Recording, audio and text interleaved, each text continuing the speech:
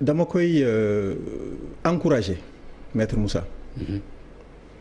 Parce que liggéey bi mu def Dakar Dem Dikk je crois que notre sentiment républicain notre devoir de solidarité voudrait que ñu reconnaître ko. Parce que un président de la République bu la wóoloo ba dénk la ndombay tànk daf la tànn. parmi des millions de Sénégalais ëppoo leen njàng ëppoo leen xam-xam ëppoo leen dara kon li la war rek mooy que tu restes toujours modeste. ma jàpp ni mission yam moo jeex Dakar Dem Dikk et que une autre mission l'attend et que bu fekkente ne tey am naa commentaire bu ma ciy def mooy li ma la wax léegi un président de la République moom la constitution jox pouvoir nommer ku ko neex. non démettre ku ko neex. directeur non xaaral ma ñëw non xam nga ñëwuñu aussi. pour que non xam nga defuñu débat aussi pour que nga may indil ay théorie ci constitution lii la ñu jox président ak loolu non. lu mën a xew am na ay propos yu mu wax mais loolu nañ ko commenter ñu wax ci nga wax ma ci sa xalaat aussi. Pape Ngagne directeur aussi bul ñëw ni ma bëgg a yem foofu rek aussi. Pape Ngagne waaw.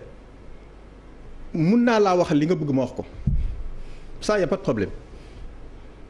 mais ñi ñuy déglu jox naa leen cër goo xam ne man il ne me revient pas de commenter la décision du président de la République xam lan mooy sama rôle man Sory Kaba xam nga lan mooy sama rôle de vivre en tant que militant li Sénégalais di vivre au temps T.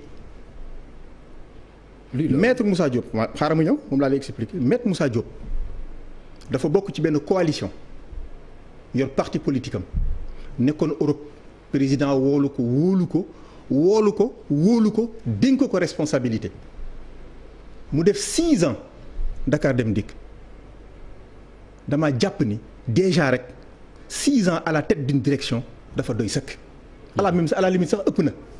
da ngay saturé. da ngay atteindre ton seuil de productivité boo xamante ne am na lu bari da lay romb doo ko mën a gérer.